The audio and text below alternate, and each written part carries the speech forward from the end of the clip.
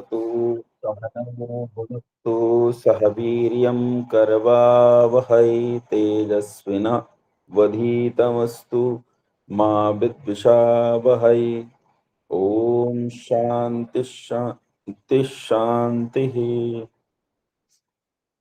कहाँ पे हैं? आज आपने दूसरी कक्षा लेनी है या पढ़ाना है?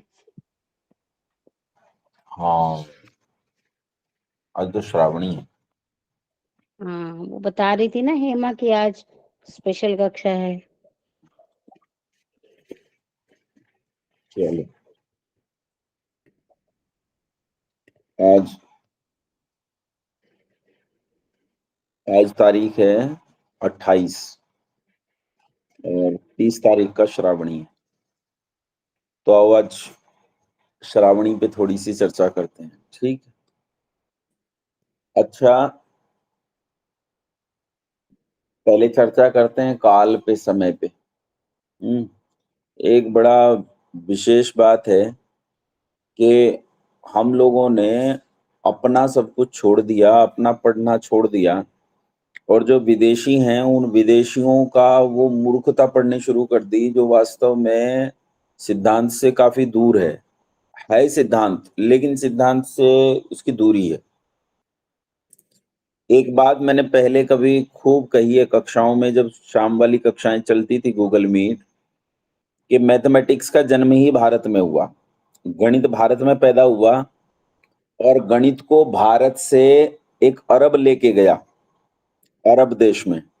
अरब से होते हुए ये यूरोप पहुंचा और यूरोप से लौटकर ये भारत में आया। जब मैंने ये बात कही थी, एक वीडियो भी है बहुत पुराना, लगभग 3 साल पुराना एक वीडियो है जिसमें मैंने ये बात कही थी, तो उसके नीचे बहुत सारे मुसलमानों ने और बहुत सारे लोगों ने, हिंदुओं ने भी आपत्ति दर्ज कराई थी, बोले ये तुम नई कहानी सुना रहे हो। लेकिन ये कहानी अभी अभी इसरो के चीफ ने सुनाई है दोबारा, ज्यों की त्यों। उन्होंने कहा है कि मैथमेटिक्स भारत में पैदा हुआ था और अरब के रास्ते यूरोप पहुंचा, और यूरोप से फिर भारत आया, तो हमने उस मैथमेटिक्स को स्वीकार किया जो अरब के रास्ते यूरोप जाकर बिगड़ कर वापस आया, उसे हमने स्वीकार किया। और जो हमारा मैथमेटिक्स था उसे हम भूल गए। पिछले दिनों 2-3 दिन से मैं पंजाब में था, माफ करना, 10 दिन से मैं पंजाब में था। पहले लुधियाना था, फिर पटियाला था। पटियाला में एक जगह है राजपुरा। पाकिस्तान वाले पंजाब में एक जगह थी बहावलपुर। बहावलपुर पूरा का पूरा उठ के पार्टीशन के टाइम पे जहां आके बसा, तो पटियाला में उस जगह को एक नया शहर बसाया गया सरकार के द्वारा। बहुत व्यवस्थित शहर है, और मैं ये कह दूं कि मैंने आज तक इतना व्यवस्थित बसा हुआ शहर नहीं देखा, तो ये अतिशयोक्ति नहीं है। चंडीगढ़ भी कुछ नहीं। 60 फीट चौड़ी सड़कें हैं। तो यहीं जब मैं पंजाब में गया, तो पंजाब में मैंने बालकों से एक बात पूछा, वो साइंस के स्टूडेंट थे सब लोग, ग्रेजुएशन लेवल के। मैंने कहा तुम बहुत मैथमेटिक्स पढ़ते हो, मुझे आज ये बताओ कि समय क्या है, समय क्या राशि है। लेकिन जिन्होंने नकल पढ़ी हो वो कभी भी सिद्धांत नहीं जान सकते हैं, असल नहीं जान सकते हैं। तो असल ये है कि वो जो जो कुछ पढ़ा है वो सिद्धांत से काफी दूर है। ऐसा नहीं कि बिल्कुल सिद्धांत नहीं है, सिद्धांत तो है, लेकिन सिद्धांत के जन्म से काफी दूर है। इसीलिए हमारा छात्र आज नहीं बता पाता कि काल किसे कहते हैं, टाइम किसे कहते हैं, टाइम का कंसेप्ट क्या है। हम कंसेप्शन पढ़ते ही नहीं है, हम परसेप्शन में जीते हैं, इसीलिए समस्याएं बनी रहती हैं। हम सपोज में जीते हैं, माना में जीते हैं, माना ये माना वो, माना ये माना वो, ये गणित चलता है हमारा। अब प्रश्न आता है कि काल है क्या, समय बनता क्या है, बनता कैसे है। तो ये जो आकाश में ग्रह नक्षत्र तारामंडल हैं, ये सारे ग्रह नक्षत्र तारामंडल गति करते हैं, ये तो हम सब ने पढ़ा है। 2 प्रकार की गति करते हैं, ये भी हमने पढ़ा है। एक तो वो अपनी धुरी पर घूमते हैं, और एक किसी केंद्र के चारों ओर घूमते हैं। तो ये कितनी गतियां करते हैं? सामान्यतः हम ये मानते हैं कि एक नक्षत्र 2 प्रकार की गति करता है। एक तो वो अपनी धुरी पर घूमता है, और एक किसी केंद्र के चारों ओर घूमता है। जैसे हम चंद्रमा को लें, तो चंद्रमा अपनी धुरी पर घूमता है और चंद्रमा पृथ्वी के चारों ओर घूमता है। लेकिन क्या बस यही दो गति हैं? यदि सावधानी से देखें तो दो गति नहीं, इसके अलावा भी गति है। पहली गति गिनते जाना। पहली गति, चंद्रमा अपनी धुरी पर घूमता है, इसे चक्रण कहते हैं। दूसरी गति, चंद्रमा पृथ्वी के चारों ओर घूमता है, इसे घूर्णन कहते हैं। तीसरी गति, चंद्रमा पृथ्वी के गुरुत्वाकर्षण में बंधा हुआ सूरज के चारों ओर घूमता है। चौथी गति, चंद्रमा सूरज के गुरुत्वाकर्षण में बंधा हुआ पृथ्वी सहित आकाश गंगा के चारों ओर घूमता है। पांचवी गति, चंद्रमा पृथ्वी और सूरज सहित आकाश गंगा के आकर्षण में बंधा हुआ आकाश गंगा के समूह के केंद्र के चारों ओर घूमता है। छठी गति, चंद्रमा पृथ्वी, सूरज और आकाश गंगा के केंद्र में गुरुत्वाकर्षण में बंधा हुआ और फिर गुरुत्वाकर्षण के समूह के इन सारे नक्षत्रों के समूह जो आकाश गंगा कहते हैं उसके आकर्षण में बंधा हुआ प्रवर्ग आकाश गंगा के चारों ओर घूमता है। फिर प्रखंड आकाश गंगा के चारों ओर घूमता है। फिर प्रखंड ब्रह्मांड के चारों ओर घूमता है। फिर खंड ब्रह्मांड के चारों ओर घूमता है और फिर अखिल ब्रह्मांड के चारों ओर घूमता है। और ये जो मैंने इकाइयां बताई हैं आपको कि इसके चारों ओर घूम रहा है, ये असंख्य हैं, इसलिए हम ये नहीं निश्चित कर सकते कि चंद्रमा की गतियां कितनी हैं। इन्हीं नक्षत्रों की गतियों के कारण समय बनता है। समय का निर्माण इसी से होता है। जब परमपिता परमात्मा इस संसार को बनाता है तो ऋतंच सत्यं चाभिधा तपसोद्य जायत ततो रात्र जायत। यहां जब कहते हैं ततो रात्र जायत, मतलब यहां से काल बनना शुरू हुआ, तब रात्रि उत्पन्न की, है ना। और यह रात्रि कौन सी रात्रि उत्पन्न की? तो रात्रि दो प्रकार की है। एक रात्रि तो ये जिसमें आप सो जाते हो, और एक रात्रि होती है प्रलय की।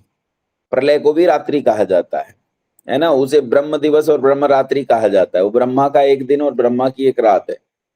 1000 साल का, 1000 चतुर्युगियों का ब्रह्मा का एक दिन होता है और 1000 चतुर्युगियों की ब्रह्मा की एक रात होती है।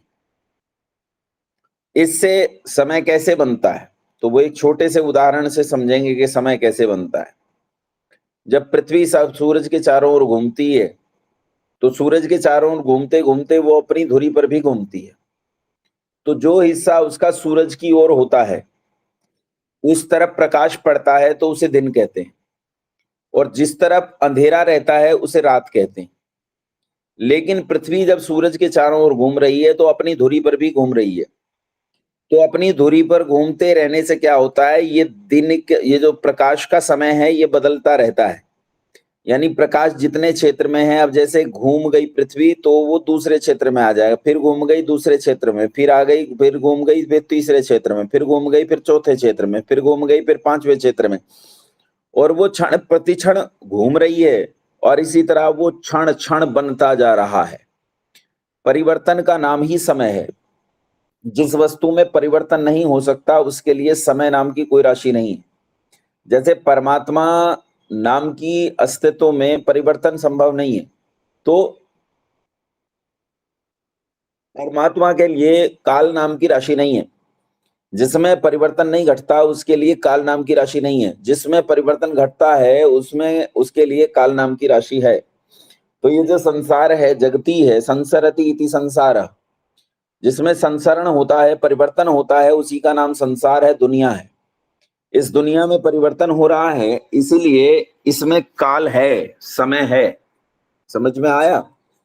अब फिर इस काल को ऋषियों ने विभाजित किया, मुहूर्त में विभाजित किया, क्षण में विभाजित किया है।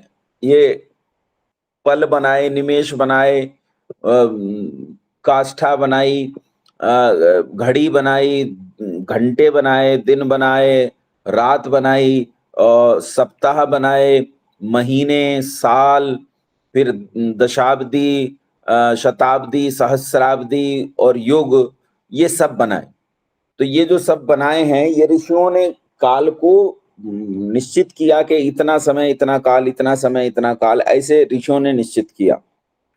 तो वेद में जो महीने बनाए गए वो महीने कौन से हैं? कोई बताएगा मुझे कौन से महीने हैं? बताओ। अच्छा, जनवरी फरवरी, कौन से महीने हैं? कार्तक मार्गशीर हैं? कार्तक मार्गशीर्ष अच्छा, पोष। ये चैत्र चैत्र वैशाख आषाढ़ श्रावण आदि। हाँ जी। हाँ, ये वाले नहीं है। वेद में महीनों ईश के नाम दूसरे हैं। ईश उर्स आचार्य जी मेरे को पूरे नहीं आते। ईश उर्स ऐसा कुछ है। हाँ। तो वेद में जो महीनों के नाम हैं वो अलग हैं, ये नहीं है चैत्र वैशाख आषाढ़ श्रावण आदि, ये बाद में बने हैं। तो ये जो चैत्र वैशाख आषाढ़ श्रावण आदि हैं, इनकी जो काल गणना है वो वेद में वर्णित महीनों की काल गणना के आधार पर ही है। अलग मतलब काल गणना में गड़बड़ नहीं है, काल गणना इनकी वही है। और इनकी काल गणना बहुत सटीक है। मतलब यहीं बैठ के हम 2000 साल बाद एक दिन कितने घड़ी का होगा, रात कितने घड़ी की होगी, यहीं बैठ के बता सकते हैं। जो लोग गणित जानते हैं वो बता सकते हैं। और जो आजकल चलता है वो तो आपको पता ही है, 12 घंटे का दिन होता है। अब 12 घंटे का दिन और 12 घंटे की रात, ये अंग्रेजों का हिसाब है। सुबह 5 बजे दिन निकल जाता है और 12 घंटे में उनके हिसाब से रात हो जाएगी।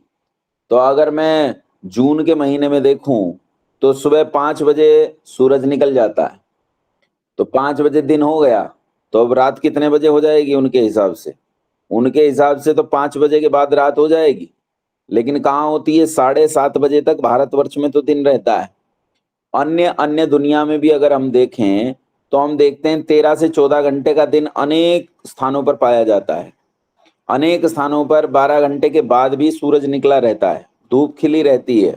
इससे क्या पता चलता है? इससे पता चलता है कि उनका गणित ठीक नहीं है।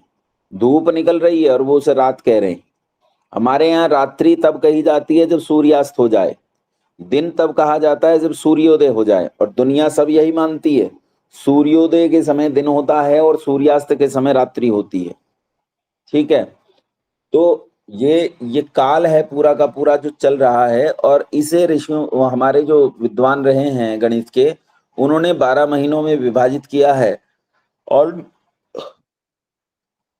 उन 12 महीनों के नाम यही चैत्र वैशाख आषाढ़ श्रावण आदि हैं। अब इनमें अलग अलग महीनों में अलग अलग पर्वों को बनाया गया है। इनमें से एक पर्व है श्रावणी पर्व। श्रावणी पर्व श्रावण के महीने में आता है, इसीलिए इसे श्रावणी पर्व कहा जाता है। ये जो श्रावणी पर्व है, ये श्रावणी पर्व हमारी संस्कृति का एक महत्वपूर्ण तत्व है, एक महत्वपूर्ण ग्रंथि है, एक महत्वपूर्ण पर्व संधि है ये श्रावणी पर्व। अब श्रावणी क्या होता है, इसे अच्छे से समझने का प्रयास करो। पहले ये समझो कि श्रावणी के संबंध में अभी तक आप लोगों ने क्या सुना है। श्रावणी के संबंध में, रक्षाबंधन के संबंध में आपने सुना है कि आज रक्षाबंधन है। रक्षाबंधन है तो बहनें अपने भाई को राखी बांधती हैं। न केवल बहनें अपने भाई को राखी बांधती हैं, अपितु रक्षा चाहने वाला प्रत्येक अपने रक्षक से रक्षा चाहता है तो राखी बांधता है।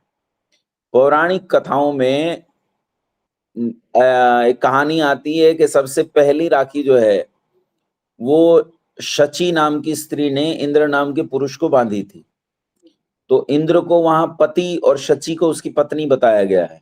यानी पत्नी ने रक्षा से आतुर होकर कि आप मेरी रक्षा करोगे, इसका वचन मुझे दो, इसलिए पत्नी ने पति को पहली राखी बांधी थी। ऐसा पौराणिक कहानियों में आता है। लेकिन यहाँ इस राखी को रक्षा सूत्र के रूप में माना जाता है, और रक्षा सूत्र माना जाता है इसीलिए इस दिवस का नाम उन्होंने रक्षाबंधन रखा है। और इसके संबंध में कहानी प्रचलित है, अगर आपने सुनी हो। महाराणा सांगा की पत्नी का नाम था रानी कर्णवती। वैसे तो उनका नाम कर्णावती था, लेकिन लोग उन्हें कर्मवती तक कह देते हैं। वैसे उनका नाम कर्णवती ही था, कर्णवती ही कहना चाहिए। रानी कर्णवती ने जब वो घिर गई शत्रु से, तो उन्होंने एक राखी भेजी उसे, क्या नाम है, बहादुर शाह को। बहादुर शाह नहीं, माफ करना, हुमायूं हुमायूं को। हाँ, हुमायूं को राखी भेजी और हुमायूं ने आकर उसके लिए रक्षा की। अब इस कहानी को ध्यान से सुनो, ये कहानी मैं बताता हूं। ये बिल्कुल झूठी कहानी है और इस कहानी का ना कोई सिर है ना कोई पैर। 1527 में महाराणा सांगा, अच्छा पहले महाराणा सांगा के संबंध में आप थोड़ा बहुत जानते हो कि नहीं जानते? महाराणा प्रताप का नाम आपने खूब सुना है। जो महाराणा प्रताप थे जिन्होंने अकबर के साथ लड़ाई लड़ी, उन महाराणा प्रताप की बात कर रहा हूं। महाराणा प्रताप के दादा का नाम था महाराणा सांगा। महाराणा सांगा अपने पूर्वजों में और वंशजों में महाराणा प्रताप को यदि छोड़ दिया जाए तो उनके जितना वीर योद्धा दूसरा कोई नहीं हुआ। जब वो अपनी तरुणावस्था में थे तो तरुणावस्था में ही एक युद्धाभ्यास में उनकी आंख चली गई थी और उनकी केवल एक ही आंख थी। महाराणा सांगा का बाद में विवाह हो गया रानी कर्णवती से, और रानी कर्णवती भी बहुत अच्छी राजनीतिक समझ वाली महिला थी। राणा सांगा ने एक गलती अपने जीवन में जरूर की है। कहा जाता है कि उन्होंने अकबर को, इसे माफ करना, बाबर को निमंत्रण दिया था और बाबर यहाँ आया था, लेकिन एक गलती से सारे गुणों पर पानी नहीं फेरा जा सकता। जैसे महाराज धर्मराज युधिष्ठिर ने जुआ खेला था, लेकिन तब भी श्री कृष्ण ने उन्हें स्वीकार किया था क्योंकि वो गुणों की खान थे। एक गलती उन्होंने कर दी और अपनी गलती भी वो स्वीकार कर रहे हैं, तब उन्हें छोड़ा नहीं जा सकता है। महाराणा सांगा ने बाबर के साथ युद्ध ठन गया और बाबर के साथ भयानक युद्ध हुआ। 1527 में आगरा से 35 किलोमीटर दूर एक गांव है खानवा। इस खानवा में महाराणा सांगा का युद्ध हुआ बाबर के साथ, जो इतिहास के सबसे भयानक युद्धों में से एक है। दोनों ओर लगभग 2-2 लाख सैनिक थे, मतलब कम नहीं थे हमारी सेना में भी सैनिक। लेकिन हमारे पास धूर्तता और मक्कारी नहीं थी, छल नहीं था, कपट नहीं था। ये लोग, राजपूत लोग, सीधे सीधे तलवारों से लड़ना जानते थे और ये छल कपट आदि का इस्तेमाल न एक दूसरे के साथ कभी करते चले आए, न इन्हें उसका अभ्यास था। लेकिन दूसरी ओर बाबर बहुत छली और कपटी था। उसने महाराणा सांगा के एक सिपह सलार को कुछ रिश्वत देकर अपनी ओर मिला लिया, जिसका परिणाम यह निकला कि महाराणा सांगा की सेना का बहुत बड़ा हिस्सा बाबर से जा मिला। एक तरफ तो महाराणा सांगा की सेना जो है वो कम हो गई और दूसरी ओर बाबर की सेना बहुत प्रबल हो गई। दूसरा कारण यह था खानवा के युद्ध में हार का कि बाबर जब बाहर से आया तो बाबर अपने साथ तोप खाना लेकर आया था। भारत में उस समय तोप का यानी बारूद का प्रचलन नहीं था। बीच के काल में जब हमारा पतन हुआ महाभारत के बाद, तो हमने विज्ञान आदि क्षेत्रों में काम करना बंद कर दिया और इसी कारण से ये चीजें हमारी घट गई। दूसरी तरफ मिस्र और यूरोप में क्योंकि विज्ञान पर काम होने लगा था, इसलिए वहां तोपखाना आदि डेवलप हो गए और उसी तोपखाने को ये बाबर, क्योंकि इधर उधर हमला करते आ रहा था, इसके हाथ तोपखाना लगा और ये तोपखाना लेकर भारत में उतरा और उसी तोपखाने के बल पर इसने महाराणा सांगा को युद्ध में परास्त कर दिया। महाराणा सांगा इतने महान योद्धा थे, कहते हैं उनके शरीर पर इस खानवा के युद्ध में 80 गहरे घाव लगे थे पूरे शरीर पर। दोनों आंखें फूट गई थी, एक तो उनकी पहले ही नहीं थी और एक जो बची थी वो भी फूट गई थी, उसमें तलवार लग गई और उस आंख से नाम मात्र का आभास जैसा कुछ दिख रहा था, दिखता कुछ भी नहीं था। पूरे शरीर पर गहरे घाव थे 80। रात में जब वैद्य आया तो वैद्य ने कहा कि आप खड़े भी नहीं हो सकते हैं, आपको औषधि लेकर महीनों तक लेटना पड़ेगा। सांगा ने कहा मातृभूमि संकट में हो और सांगा लेटे, ये तो संभव नहीं है। सुबह उठे और उन्हीं भयंकर घावों के साथ युद्ध के मैदान में उतर गए और उस दिन ऐसा लगता था जैसे महाराणा सांगा नहीं उतरा बल्कि साक्षात काल उतरा हो और उसने भयंकर युद्ध किया। लेकिन उसी वही दिन था जिस दिन सेना हार गई, तोप खाने के कारण सेना हार गई। सांगा के संबंध में एक छंद है, लोग, वो कवि ने लिखा है कि सांगा को 80 घाव लगे मर्रम पट्टी की आंखों पर, तो भी उसकी 80 बिजली सी फिर गई छपा छप लाखों पर। कहता है अंधा था, लेकिन अंधा होते हुए भी वो भयंकर युद्ध लड़ा। जब अंत में कुछ नहीं बचा तो महाराणा सांगा को इनके सिपाही वहां से ले गए दूर। उस समय महाराणा सांगा नहीं मरे। फिर कालपी में वो जो षड्यंत्रकारी था जिसे बाबर ने अपने साथ मिला लिया था, उसी के साथ के कुछ सिपाहियों ने मिलकर महाराणा सांगा को जहर दे दिया और कालपी में महाराणा सांगा की मौत हो गई। अब 1528 में महाराणा सांगा मरे और 1535 में रानी कर्णावती का युद्ध हुआ। अब इसे ध्यान से सुना, कितना समय का पीरियड कितना है एक बार देखेंगे हम। 28 के बाद 29, 30, 31, 32, 33, 34, 35, यानी ठीक 7 साल बाद। 7 साल के बाद रानी कर्णवती का युद्ध हुआ। किसके साथ युद्ध हुआ सुनो। उस समय तक बाबर का लड़का था हुमायूं। हुमायूं के उस समय भारत में 2 शत्रु थे, एक तो था अफगान शेर खान और एक शत्रु था उसका बहादुर शाह जो गुजरात का शासक था। इन 2 के साथ दुश्मनी थी। 1532 में अफगान शेर खान को हुमायूं ने पराजित कर दिया और वो उसके अधीनस्थ हो गया। तो अब केवल एक शत्रु बता, बहादुर शाह और हुमायूं, ये दोनों आपस में शत्रु थे। अब बहादुर शाह पर यदा कदा हुमायूं सोचता था कि हमला करके किसी तरह राज्य को कब्जा ले, लेकिन ये जो हुमायूं था ये अफीमची था, अफीम बहुत लेता था, एक नंबर का नशेड़ी था। मतलब इतना बड़ा नशेड़ी था कि हर समय नशे में रहता था। तो ऐसे नशेड़ी के बस का कहाँ है कि वो उठ के जाके युद्ध करे, और वो तो तभी जब उसके सिर पे युद्ध आ पड़ेगा तभी युद्ध करेगा ना। रोशनी बहन जी आपका वीडियो खुल गया, सबका डाटा खर्च होता है इससे, वीडियो बंद कर लीजिए। तो ये जो हुमायूं था, इसे पता लगा कि बहादुर शाह सफर में है और सफर में उस पर हमला किया जा सकता है, तो इसने सोचा सफर पर उसका हमला कर दें। बहादुर शाह ने मालवा को जीत लिया था और मालवा को जीत के आगे बढ़ रहा था और चित्तौड़गढ़ को यानी रानी कर्णवती के दुर्ग को उसने चारों ओर से घेर लिया था। अब यहां उस पर हमला करना बहुत आसान था। हुमायूं ने अपनी सेना को उस पर कूच करने के लिए कहा। रास्ते में एक जगह पड़ती थी संगरपुर, वहां हुमायूं की सेना ने डेरा डाल दिया कि अब हम हमला करेंगे बहादुर शाह पर। ज्यादा दूर नहीं था बहादुर शाह, वो चित्तौड़ को घेरे पड़ा था और चित्तौड़ पर हमला करना था। चित्तौड़ में मुट्ठी भर सिपाही दुर्ग के भीतर थे, 3-4 हजार की संख्या होगी मुश्किल से। अब बहादुर शाह के पास लगभग 40 से 50 हजार की सेना थी जिसने दुर्ग को घेर रखा था। अंदर केवल 3-4 हजार लोग थे रानी कर्णवती के पास।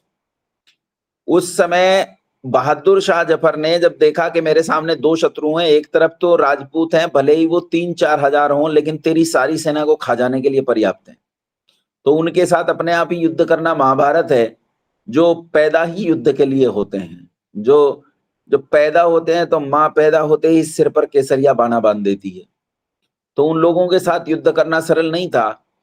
तब बहादुर शाह जफर ने एक पत्र लिखा हुमायूं को, कहा मैं इस समय जिहाद पर हूं और दुनिया में जब एक मुसलमान जिहाद पर होता है तो दूसरा मुसलमान उसके जिहाद में बाधा नहीं बनता। इस समय मैं जिहाद पर हूं, इसलिए मुझ पर तेरा हमला गैर इस्लामिक होगा, इसलिए जब तक जिहाद पर हूं तब तक तुझे नहीं आना चाहिए, तू वहीं रह, और जब ये जिहाद खत्म हो जाए उसके बाद 2-2 हाथ कर लेंगे।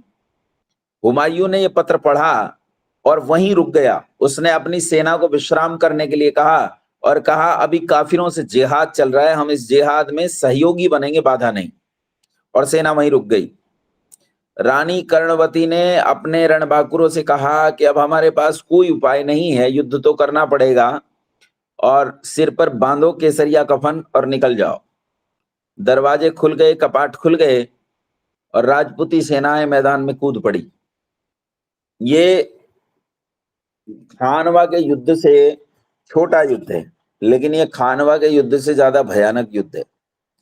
आज सुबह जब सूर्य उदय हुआ तो इसलिए उदय हुआ ताकि वो इन्हें प्रणाम कर सके।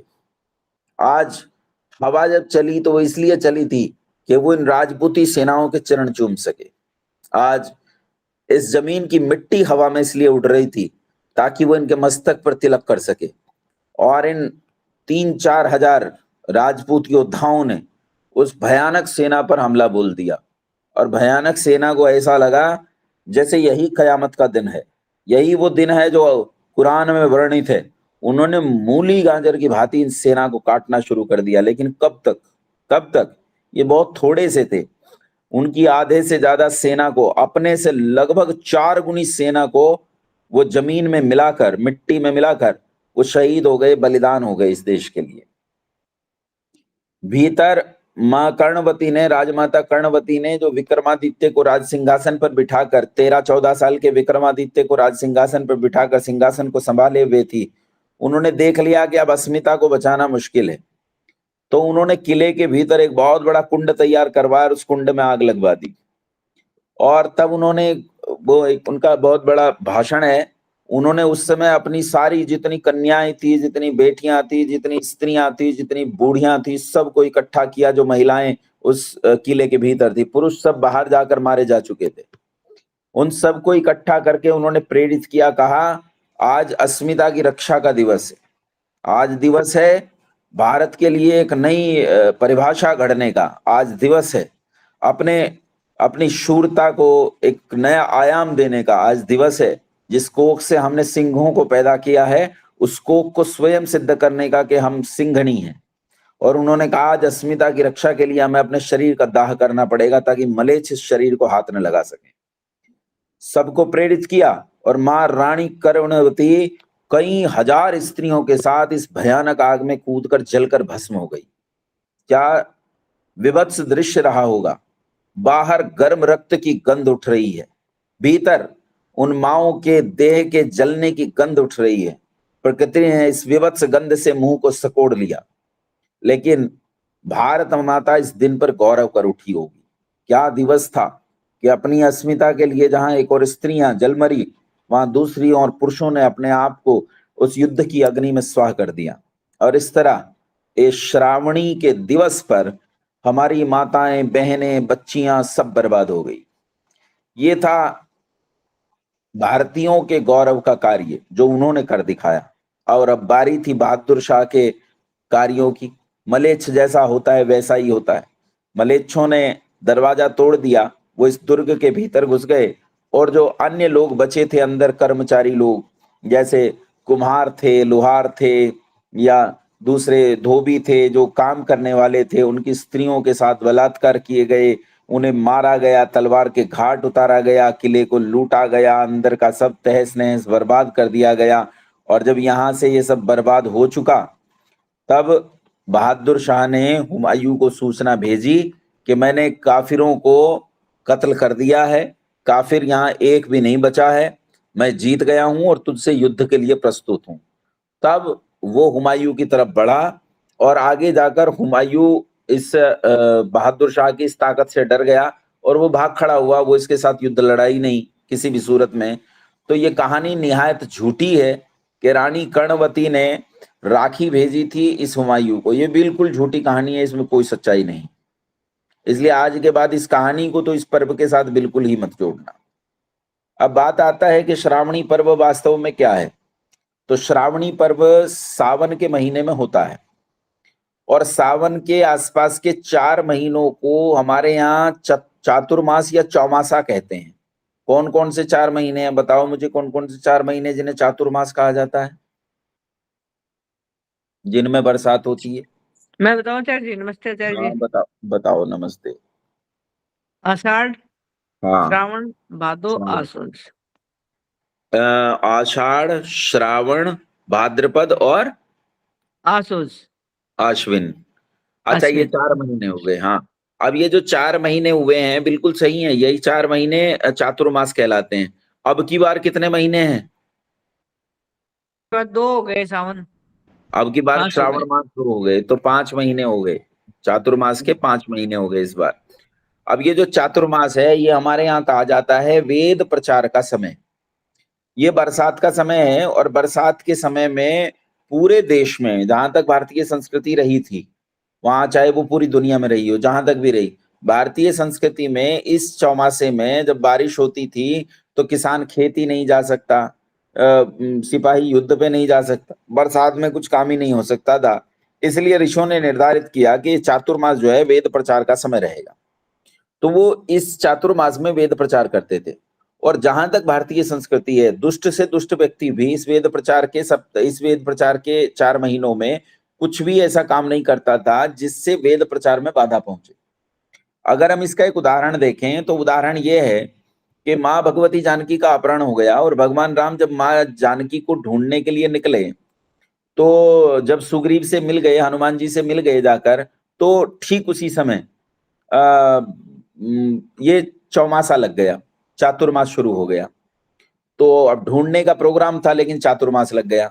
तो भगवान राम ने कहा कि अगर हमने ढूंढने की कोशिश की और जल्दी हमने जानकी का पता लगा लिया तो हमें युद्ध की तैयारी करनी पड़ेगी, युद्ध करना पड़ेगा। इससे वेद प्रचार के काम में बाधा पहुंचेगी और आसपास का जितना इलाका है, ये गांव, शहर, जंगल, वन, देश, नगर, सब, इन सब में वेद प्रचार का कार्य बाधित होगा। इसलिए आप इस कार्य को भी 4 महीने के लिए रोक दो। और पूरा कार्य 4 महीने के लिए रोक दिया गया ताकि वेद प्रचार के कार्य में बाधा न पहुंचे। अब देखो, एक आदमी ने अपनी पत्नी के लिए दुनिया के सबसे खतरनाक राजा को मिट्टी में मिला दिया, दुनिया के सबसे ताकतवर देश को उसके घर में जाकर चुनौती दी और ऐसा वंशनाश किया। लोग कहते हैं 1 लाख पूत 1.25 लाख नाती, ता रावण कर दिया न बाती, ऐसा नाश कर दिया उनका। लेकिन जो आदमी अपनी पत्नी के लिए इतना दृढ़ संकल्प था, इतना विभु संकल्प था, इतना कृत संकल्प था, उस व्यक्ति ने भी वेद प्रचार के इन 4 महीनों में कुछ नहीं किया, क्योंकि वेद प्रचार में बाधा पहुंचाना हमारी परंपरा के बिल्कुल खिलाफ था। इसलिए वेद प्रचार के इन 4 महीनों में कुछ नहीं किया जाता। जैनियों में आज भी चातुर्मास का बहुत महत्व है। आर्यों की परंपराओं में चलते हुए जब अनेक मत मतांतर बने, उन मत मतांतरों में चातुर्मास को अपने अपने तरीके से मनाया जाता है। पारसियों में भी इस चातुर्मास का बहुत महत्व है, जैनियों में चातुर्मास का महत्व है, बौद्धों में चातुर्मास का महत्व है, और हम लोग जो हैं हिंदुओं में भी चातुर्मास का बड़ा महत्व है। चातुर्मास में चाहे आज लोग वेद प्रचार न करते हों, लेकिन वो पढ़ने पढ़ाने और धर्म से जुड़े होने की जो एक परंपरा है, वो आजकल भागवत कथाएं बहुत बढ़ जाएंगी और ये सब यज्ञ हवन और कथा आदि पुरस्करण बहुत बढ़ जाएगा। ये सब उसी वेद प्रचार की अपभ्रंश प्रवृत्तियां बची हुई हैं सबके भीतर थोड़ी थोड़ी। तो ये 4 महीने वेद प्रचार के कहे जाते हैं। इन्हीं 4 महीनों में जब ये श्रावणी पर्व आता है, तो श्रावणी पर्व पर कौन सा दिन होता है, कौन सी तिथि होती है श्रावणी की? पूर्णिमा होती है। हाँ, पूर्णिमा होती है। वो श्रावण शुक्ल पूर्णिमा, श्रावण मास के शुक्ल पक्ष की पूर्णिमा तिथि को ये श्रावणी पर्व मनाया जाता है। और जिस दिन श्रावणी पर्व मनाया जाता है उस दिन से गुरुकुलों में सत्र प्रारंभ होता था, यानी उस दिन छात्रों का उपनयन करके उन्हें नए सत्र में प्रवेश दिया जाता था। तो इस दिन उपनयन का अतिक्रमण नहीं होता था, इस दिन उपनयन होता ही होता था। छात्रों को उपनयन करते थे। बाद में परंपराएं थोड़ी ढीली हुई तो इसके आसपास उपनयन करने लगे, लेकिन उपनयन करके गुरुकुलों में प्रवेश देने की परंपरा इसी दिन से थी। इसी दिन से गुरुकुल में प्रवेश दिया जाता था। ये गुरुकुलों में एडमिशन डे था, ये गुरुकुलों में प्रवेश दिवस था। और उत्तर प्रदेश से यहाँ कुछ लोग होंगे, उनके याद होगा, वैसे तो पूरे देश में रहा है, अन्य लोग भी देख लेंगे जो अन्य प्रदेशों से हैं, लेकिन जो उत्तर प्रदेश से हैं उन्हें तो पक्का याद होगा कि पहले हमारे यहाँ जो मेरी आयु के हैं उन्हें याद होगा, मेरी आयु के और मुझसे बड़े हैं, मतलब जिनकी आयु 40 साल से ज्यादा है, वो अगर ध्यान से देखेंगे तो उन्हें याद होगा कि उत्तर प्रदेश में पहले स्कूलों में प्रवेश, ये आजकल तो पहले अप्रैल में बनाया इन्होंने, फिर मार्च में बनाया, फरवरी में होने लगे प्रवेश, लेकिन पहले उत्तर प्रदेश में प्रवेश जो है वो जुलाई महीने में होते थे जब बरसात चली होती थी, और इसी रक्षाबंधन के आसपास प्रवेश होते थे। पहले 8 जुलाई से होते थे और फिर 1 जुलाई से होने लगे थे। याद है किसी को?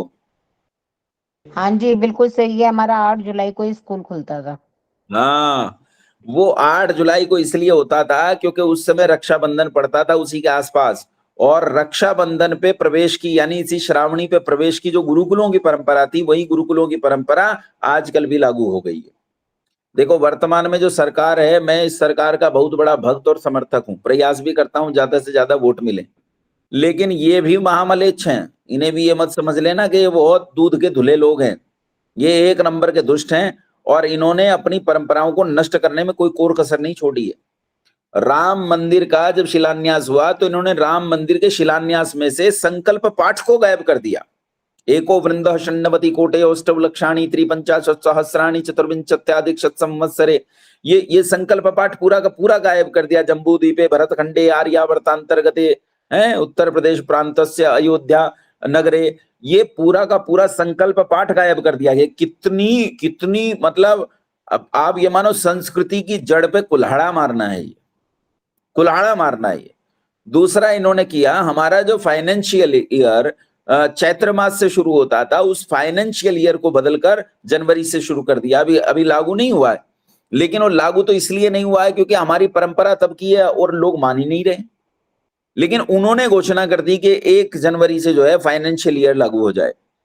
और फिर इन्होंने दूसरा बदलाव ये किया कि जो हमारे यहाँ प्रवेश यानी 17 श्रावणी के आसपास होता था, उस 17 को बदलकर अंग्रेजों और इस मुसलमानों की प्रवृत्ति में लेके गए फरवरी में। अब कुछ दिन में जनवरी से होने लगा, अब यह खतना दिवस से होने लगेगा, शराब दिवस से होने लगेगा।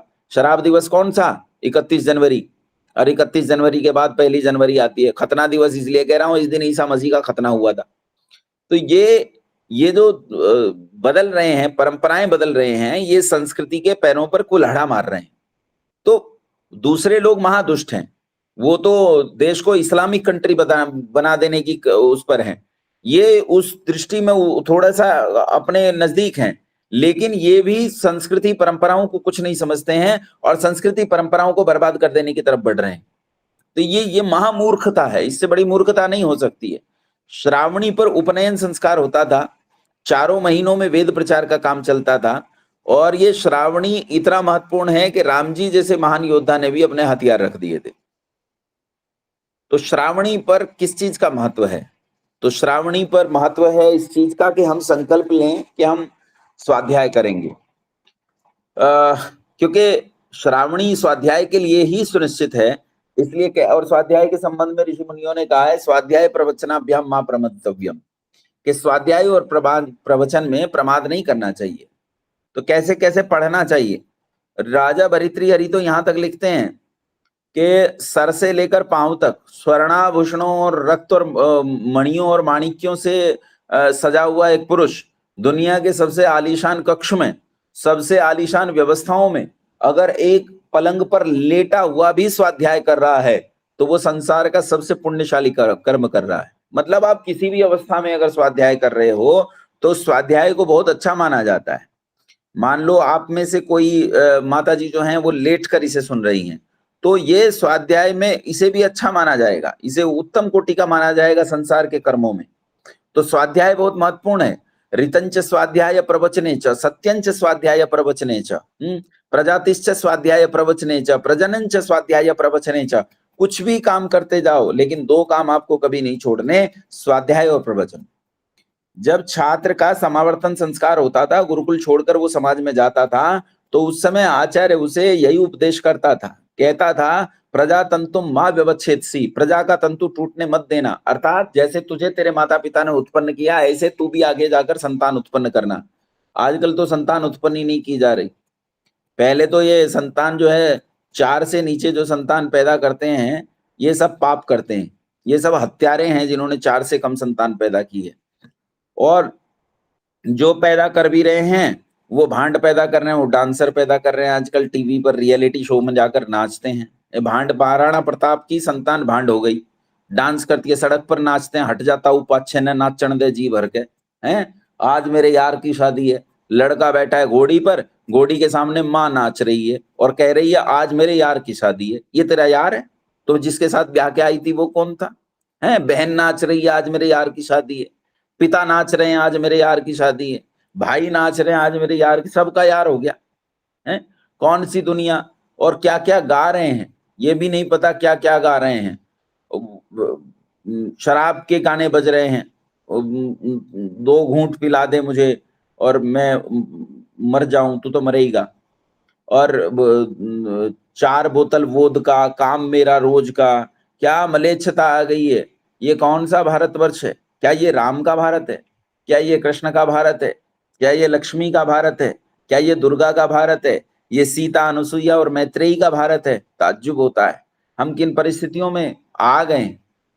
श्रावणी का मतलब होता है स्वाध्याय का संकल्प लेना।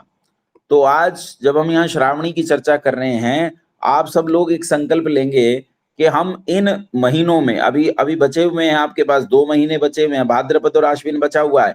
इन 2 महीनों में आप संकल्प लेंगे कि क्या आप कोई एक पुस्तक पढ़कर पूरी करेंगे। आप आर्योद्देश्य रत्नमाला पढ़कर पूरी करेंगे, आप व्यवहार भानु पढ़कर पूरी करेंगे, कोई भी पुस्तक, कोई दर्शन पढ़कर पूरा करेंगे, कोई उपनिषद पढ़कर पूरा करेंगे, आप कठोपनिषद पूरा करेंगे, आप प्रश्नोपनिषद पूरा करेंगे। आपकी समझ में आए चाहे ना आए, लेकिन आप उसे पढ़कर पूरा करेंगे। समझ में आता है आवृत्ति से, जब आप उसी एक बात को 10-20 बार पढ़ लेते हो तब आप उसे पूरा करते हो। तो श्रावणी का मुख्य मकसद है स्वाध्याय। तो मैं ये कहता हूं आपसे कि यदि आपको श्रावणी मनाना है तो श्रावणी मनाने का यही तरीका है कि आप संकल्प लें कि 2 महीने बचे हुए हैं और इन 2 महीने में मैं क्या स्वाध्याय करूंगा।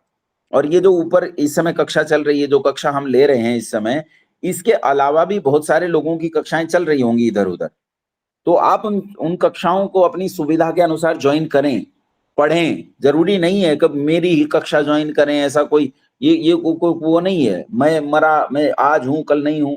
तो इस स्वाध्याय नहीं रुकना चाहिए। किसी भी सूरत में व्यक्ति का स्वाध्याय रुका तो वो मर गया। स्वाध्याय ही मनुष्य को मनुष्य बनाता है। यही श्रावणी का महत्व है, यही श्रावणी का पर्व है। और जिसे रक्षाबंधन कहते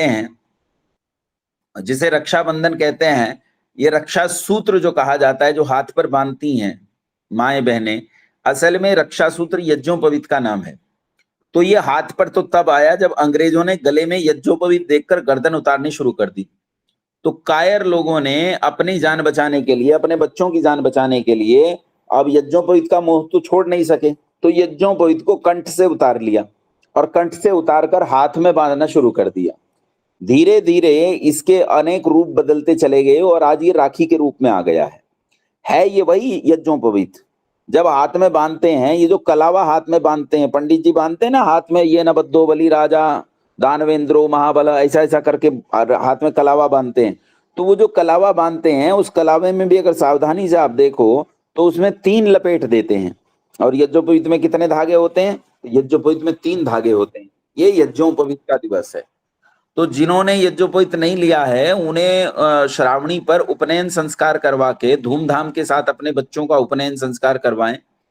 जैसे हेमा का बेटा है, तो अभी वो 12 साल का है, तो उसका यज्ञोपवीत का समय हो गया। हालांकि उसे 2 साल पहले यज्ञोपवीत होना चाहिए था, लेकिन अब तो होना ही चाहिए, क्योंकि 8 साल के बालक का ब्राह्मण का, और क्षत्रिय के 10 साल के बच्चे का, और वैश्य के 12 साल के बच्चे का, और शूद्र के योग्यता अनुसार यह उपनयन संस्कार होना चाहिए।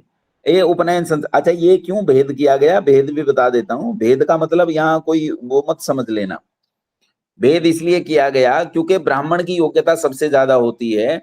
तो ये माना जाता है कि उसने 8 वर्ष की आयु तक अपने बालक को उपनयन के लिए तैयार कर दिया गया होगा, या इस 8 साल के कारण ही उसे निर्देश दिया जाता है कि तेरे बालक को, तू क्योंकि सबसे ज्यादा पढ़ा लिखा है, तेरी पत्नी सबसे ज्यादा पढ़ी लिखी है, इसलिए अपने बालक को बहुत तीव्रता से तैयार करो। और 8 साल में तैयार हो सकता है बालक। क्षत्रिय को थोड़ी छूट दी जाती है, कहा क्योंकि उसे युद्धों पर जाना पड़ता है, रक्षा के दूसरे कामों में लगे रहना पड़ता है, विद्या से कुछ समय के लिए दूर हो जाना पड़ता है, तो हो सकता है उसके बालक को तैयार होने में 2 साल और लग जाएं। इसलिए 10 साल में उसका यज्ञोपवीत किया जाए। और वैश्य क्योंकि विद्या बहुत कम होती है ब्राह्मण और क्षत्रिय के मुकाबले, और कार्य भी बहुत अधिक होता है, और प्रवृत्ति भी धन कमाने में ज्यादा होती है, इसलिए लगता है कि उसके बालक को तैयार होने में और अतिरिक्त 2 साल लग जाएंगे। इसलिए उसका 12 साल की उम्र में यज्ञोपवीत संस्कार किया जाता है। लेकिन ये कोई हार्ड एंड फास्ट नहीं है। अगर किसी का बालक 8 साल की उम्र में इतनी योग्यता वाला हो गया है कि उसका उपनयन कर दिया जाए, तो चाहे शूद्र का ही क्यों ना हो, उसका उपनयन 8 वर्ष में कर दें, कोई समस्या नहीं है। तो ब्राह्मण 8 वर्ष में, क्षत्रिय 10 वर्ष में और वैश्य 12 वर्ष में अपने बच्चे का उपनयन संस्कार करावें। शूद्र का आचार्य उसकी योग्यता के अनुसार करेगा, क्योंकि शूद्र तो कर नहीं सकता है।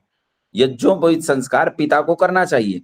अगर पिता नहीं जानते हैं तब आचार्य से करवाना चाहिए। और यज्ञोपवीत संस्कार अपने घरों में धूमधाम के साथ, जैसे श्रावणी को हम मनाते हैं, रक्षाबंधन को धूमधाम के साथ मनाते हैं, ऐसे ही धूमधाम के साथ अपने बंधु बांधवों को, रिश्तेदारों को आमंत्रित करके, दावत करके और घर में यज्ञ हवन करके अच्छे से उल्लास के साथ यज्ञोपवीत संस्कार करना चाहिए। यज्ञोपवीत संस्कार इतना महत्वपूर्ण है कि माँ जीजाबाई ने अपने पुत्र का यज्ञोपवीत संस्कार करने के लिए राजकोष खाली कर दिया था। कहते हैं उस काल में माँ जीजाबाई ने छत्रपति शिवाजी महाराज के कांधे पर 3 सूत के धागे देखने के लिए 8 लाख स्वर्ण मुद्राएं दी थी पंडितों को रिश्वत के रूप में, कर नहीं रहे थे। 8 लाख स्वर्ण मुद्राएं। अब एक भी, कहते हैं एक सिक्का नहीं बचा था, पूरा राजकोष खाली हो गया था। लेकिन माँ जीजाबाई ने कहा था अगर ये भी कम हो तो मैं इस सारी दुनिया पर युद्ध करके, सारी दुनिया पर हमला करके उतना धन जुटाऊंगी जितने से मेरे बालक के कांधे पर ये 3 सूत के धागे आए। लेकिन 3 सूत के धागे ये यज्ञोपवीत मेरे बालक के कांधे पर होना चाहिए, ये मेरा गौरव होगा। तो ये इतना महत्वपूर्ण है, और ये इतना महत्वपूर्ण है जिसके लिए लोगों ने गर्दनें कटवा दी, लेकिन गर्दन से यज्ञोपवीत उतरने नहीं दिया। तो ये यज्ञोपवीत परिवर्तन भी इस दिन करना चाहिए। श्रावणी वाले दिन यज्ञोपवीत परिवर्तन भी आवश्यक है। तो आप जहां भी रहते हैं वहां यज्ञोपवीत परिवर्तन कीजिए, यज्ञोपवीत परिवर्तन करके यज्ञ कीजिए। कैसे करते हैं, छोटी सी विधि बता देता हूं, सामान्य सी बता देता हूं। ईश्वर स्तुति प्रार्थनोपासना करें। ईश्वर स्तुति प्रार्थनोपासना के बाद संकल्प पाठ करें। संकल्प पाठ के बाद आचमन करें। जैसे आचमन करते हैं अमृतोपस्तरणमसि स्वाहा, अमृतापिधानमसि स्वाहा, है सत्यं यशः श्रीमय श्री श्रेताम स्वाहा। उसके बाद अंग स्पर्श करें। वांगमय आस्यस्तु, नसोर में प्राणोस्तु, अक्षणोर में चक्षुरस्तु। उसके बाद यज्ञोपवीत मंत्र बोलें। यज्ञोपवीत ओम मिल जाएगा पुस्तक में आपको। ओम यज्ञोपवीतम परमं पवित्रम प्रजापतेर्यत् सहजम पुरस्तात् आयुष्यमग्रम प्रतिमुंच शुभ्रम यज्ञोपवीतम बलमस्तु तेज यज्ञोपवीतमसि यज्ञस्य त्वा यज्ञोपवीतेन उपनय्यामि। ऐसा यज्ञोपवीत मंत्र बोल के यज्ञोपवीत धारण करें और पूरा यज्ञ करें और यज्ञोपवीत बदल दें। बदलते समय इस बात का ध्यान रखें कि पहला यज्ञोपवीत आपको गले से नहीं निकालना है। पहले आप यज्ञोपवीत को तिरछा करके डाल लें। जैसे आपने पंडितों के गले में तिरछा यज्ञोपवीत पड़े हुए देखा होगा, यही तरीका होता है यज्ञोपवीत धारण करने का वास्तविक तरीका। अच्छा, हमारे समाजी लोग कई बार गोल करके गले में डाल लेते हैं, उसमें दोष कुछ है नहीं, लेकिन इसका वास्तविक तरीका वही है जो तिरछा करके डालते हैं। मैं तो वैसे ही डालता हूँ, आज भी परंपरागत तरीके से पहनता हूँ। मतलब छुटपन में ही यज्ञोपवीत माँ ने कराया था, तब से ही मैं ऐसे ही मुझे आदत है। मैंने कभी गोल नहीं डाला माला की तरह, ले माला की तरह डाल लेने में कोई दोष नहीं है। तिरछा करके आपने डाल रखा है। अब आपने दूसरा यज्ञोपवीत धारण कर लिया गले में, तो पहला यज्ञोपवीत अब नीचे से उतारेंगे पैरों की तरफ से, ऐसे जैसे कपड़े उतारते हैं, जैसे पैरों में से कपड़े उतारते हैं, जैसे पाजामा उतारते हैं नीचे से, ऐसे ही हम यज्ञोपवीत को नीचे पैरों की तरफ से उतारेंगे। तब जब दूसरा यज्ञोपवीत गले में आ गया, यानी ऐसा नहीं करेंगे कि पहला यज्ञोपवीत गले से निकाल दिया, गला खाली हो गया और अब खाली गले में यज्ञोपवीत पहने। यज्ञोपवीत से कंठ एक क्षण के लिए भी खाली नहीं हो सकता, इसीलिए पहले दूसरा यज्ञोपवीत धारण कर लेना है और फिर पहला यज्ञोपवीत नीचे से उतारना है। ये उपनयन संस्कार का तरीका है, यज्ञोपवीत परिवर्तन का तरीका है, माफ कीजिए। और यज्ञोपवीत को अगर ये कहीं रास्ते में भी आप हो और टूट जाए, आप बस में जा रहे हो, तो वहीं पे गांठ मार लो, निकाल नहीं देना है, किसी भी सूरत में निकाल नहीं देना है। कुछ लोग क्या करते हैं, मैंने देखा है कई बार उनके कपड़ों के साथ यज्ञोपवीत उतर जाता है, बाथरूम में लटका होता है यज्ञोपवीत। यज्ञोपवीत कैसे उतर सकता है? हमारा तो आज तक नहीं उतरा। बोले जी कपड़ों से चिपक के उतर जाता है, मेरा नहीं चिपका आज तक। मैं पहले यज्ञोपवीत ही पकड़ता हूं कि वो नहीं उतर जाए। तो वो जब उतनी दृढ़ता होती है, उसके लिए उतनी प्रतिबद्धता होती है, तो नहीं उतरता है। तो यज्ञोपवीत एक क्षण के लिए भी आपके कंठ से दूर नहीं होना चाहिए। श्रावणी पे यज्ञोपवीत परिवर्तन करो और अपने जीवन में संकल्प लो कि अतीन्द्रिय विषयों और ऋषियों के ग्रंथों को मैं पढ़ना जारी रखूंगा, कभी बंद नहीं करूंगा। इतर शिक्षाएं भी खूब पढ़ूंगा, उसमें भी कोई समस्या नहीं। मेरा जो जीवन है वो वेदानुकूल होगा, वेद के आचरण के अनुकूल होगा। 10 नियम जो ऋषि दयानंद ने दिए हैं वो वेद के ही मंत्र हैं, उन नियमों का मैं पालन करूंगा। जैसा जैसा सत्यार्थ प्रकाश और अन्य स्मृति ग्रंथों में ऋषियों ने बताया है, जो जो वेदानुकूल है, उस सारे वेदानुकूल आचरण को अपने जीवन में धारण करूंगा। कभी मद्य मांस शराब आदि गंदे नशे और व्यवहार नहीं करूंगा। हमेशा अपने आसपास वातावरण को स्वच्छ करने का कार्य करूंगा। दुनिया के किसी भी छोर पर रहूं, भारत के प्रति अपनी मातृभक्ति को जिंदा रखूंगा, पितृभक्ति को जिंदा रखूंगा। कभी भी ऐसा कोई कार्य नहीं करूंगा जो भारत के विरुद्ध चला जाए, ऐसा कोई कार्य नहीं करूंगा जो वैदिक संस्कृति और वेद के विरुद्ध चला जाए। और इस तरह एक आर्य के पुत्र के रूप में मेरा जीवन सतत इसी प्रकार बढ़ता रहेगा। इसमें चाहे मेरी जान ही क्यों न चली जाए, लेकिन मैं इस मनुष्यपन रूप कर्म से कभी बही नहीं हो सकता। बस यही श्रावणी पर्व था।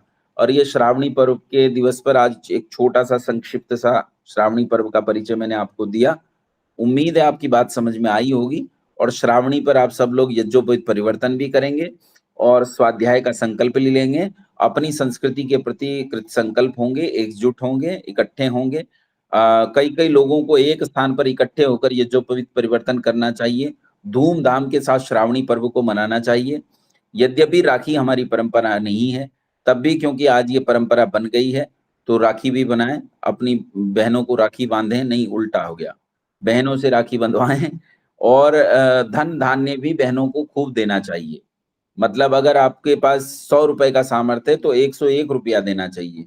बहनों को अपने सामर्थ्य से अधिक धन देना चाहिए, ऐसा प्रयास करना चाहिए। पर यहाँ तो सब बहनें ही हैं, तो इसका मतलब ये नहीं है कि तुम लूट खसोट शुरू कर दो, है ना। बड़ी सावधानी से अपने संबंधों को बचाते हुए त्योहार को अच्छे से मनाओ। तो किसी का कोई प्रश्न हो तो यहाँ पूछ लो। विषय लगभग समाप्त हो गया। प्रश्न मेरा ये है कि कल रात को जो सोमवार को 7:30 से कुछ 9 बजे तक मीटिंग है, हाँ। उसमें अपनी कुछ भेजना था अपना नाम, जो